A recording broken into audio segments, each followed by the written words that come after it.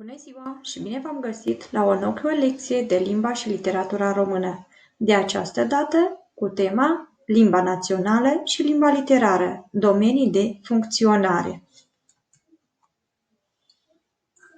Pentru început, vreau să vă propun câteva imagini.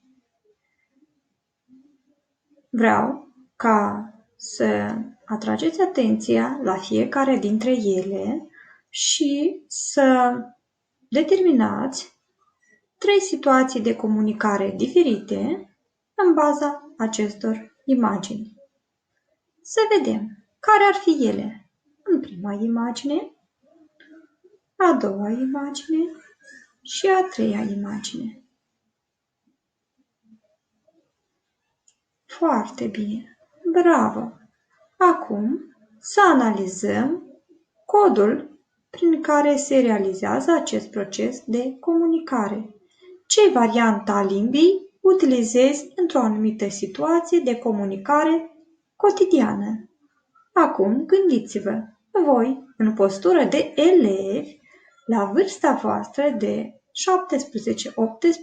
17-18 ani, în situație de comunicare cotidiană, adică în fiecare zi, în variate circunstanțe, ce variantă a limbii române utilizați voi?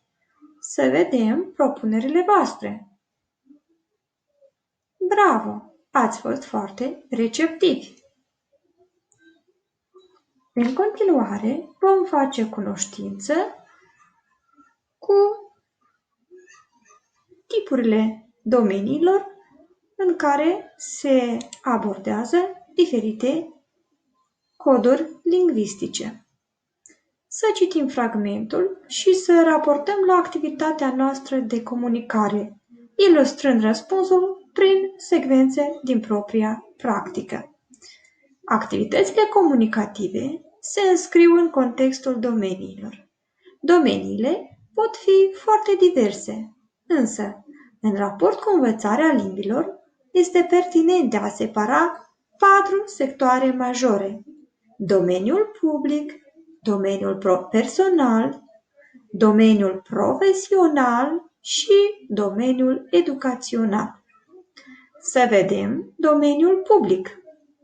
El îmbrățișează schimburile sociale ordinare, relațiile comerciale și civile, serviciile publice, activitățile culturale, activitățile de divertisment în locurile publice, relațiile cu mass media și multe altele. Domeniul personal însă cuprinde atât relațiile familiale, cât și practicile sociale individuale. Domeniul profesional include toate activitățile unui actor social și relațiile acestuia ce țin de exercițiul funcțiilor sale. Iar domeniul educațional este domeniul în care actorul social se află într-un context de cele mai multe ori instituționalizat de instruire, cu scopul de a dobândi anumite cunoștințe sau deprinderi specifice. Ei bine, acum hai să comparăm contextele de comunicare și să determinăm în ce domenii se desfășoară acestea. Primul context. 2 adolescenți prieteni discută despre automobile și proprietățile lor. Ce domeniu? În caiețele scriem. Foarte bine! Al doilea context. Un savant ține un discurs despre realizările sectorului pe care îl conduce. Notăm în caiet cu punctul B. Foarte corect ați determinat. Următorul context. Niște copii se joacă în curtea blocului. Notăm în caietel domeniul. Următorul context. Un elev citește informația de pe site. Notăm domeniul. Și ultimul context. Un vânzător face publicitate mărfii. Iarăși notăm contextul. Ați fost toți foarte receptivi, activi și ați determinat corect domeniile în care se desfășoară aceste contexte de comunicare. Acum, haideți să detaliem cum veți comunica voi în domeniul profesional. Sunteți deja la anul 3 și aveți deja imaginație cam în ce constă domeniul vostru profesional. Voi sunteți viitori profesioniști în specialitatea pe care o urmați. Cum veți comunica voi, drept specialiști? Haideți să dăm niște exemple. Bravo!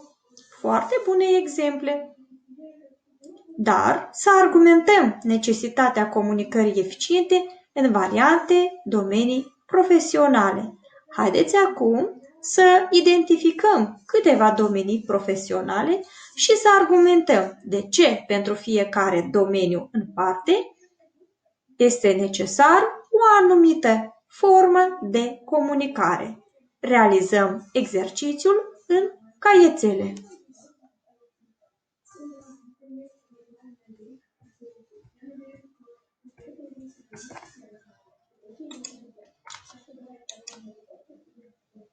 În continuare,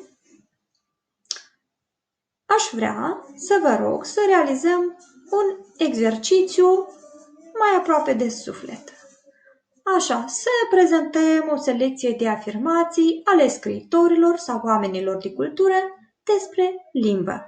Pentru repere inițiale, vă propun să utilizați informația din rânduri-gânduri și aveți drept exemplu afirmația lui Timotei Cipariu.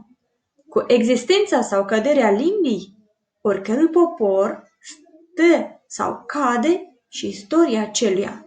Unde a încetat limba, a încetat și viața lui, iar morții nu mai au istorie. Un alt exemplu din Simeon Mehedinții.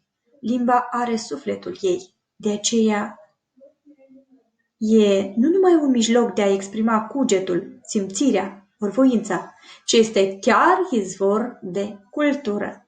În continuare, pe această fișă pentru notițe, haideți să fixăm fiecare dintre voi câte o afirmație despre limbă. După ce fixăm aceste afirmații, fiecare dintre voi, afirmația pe care a fixat-o, să o comenteze în caietel în limita unei pagini de caiet. Bravo! Ați realizat sarcina cu succes! Continuăm! În baza lecturilor și a studiului literaturii, să comentăm relația dintre limba scriitorului și limba epocii în care trăiește. Să vedem care ar fi limba scriitorului și care este limba epocii în care trăiește. Să ne amintim mai întâi de toate noțiunile termenului de limbă și să nu îl confundăm cu limbaj, vorbire, pentru a putea stabili relația corectă. Haideți să stabilim acum cea de-a doua relație și să o argumentăm. Relația dintre limba epocii pe care o prezintă scriitorul și limba personajelor literare create. Limba scriitorului, limba epocii, limba personajelor. Și acum să concluzionăm care dintre variante este mai aproape de limba literară. Fiecare dintre noi să ne amintim ultima carte pe care am citit-o. Și să ne mai amintim că la lecția precedentă vorbisem despre forme ale literaturii și reprezentanți literari din secolul XVII-XVIII, din secolul XIX, din secolul 20 și secolul 21. Și atunci spusesem și determinasem că există careva diferențe. Exact acele deosebiri acum vă pot ajuta ca să comentați această relație. În caiețele scriem câte 2-3 enunțuri pentru fiecare relație și stabilim concluzia dintre acestea. Bravo!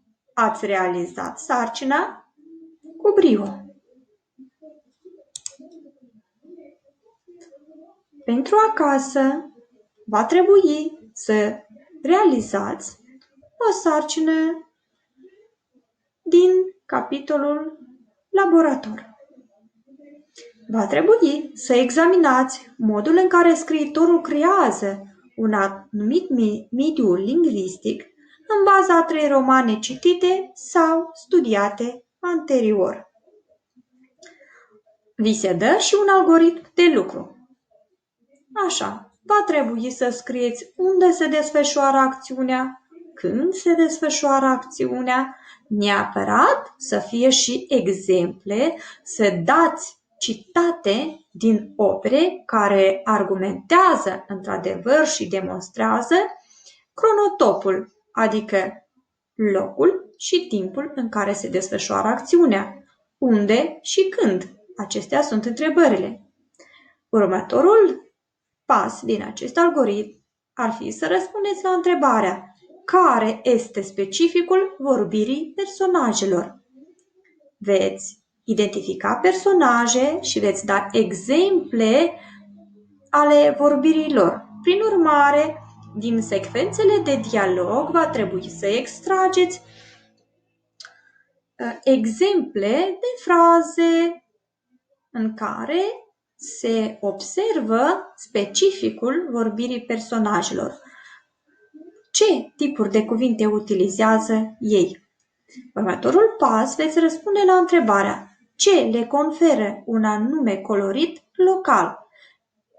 După ce veți stabili specificul, va trebui să identificați ce anume face ca aceste personaje să facă parte dintr-un anumit colorit local, adică ele sunt amplasate prin ceva anume într-un anumit mediu.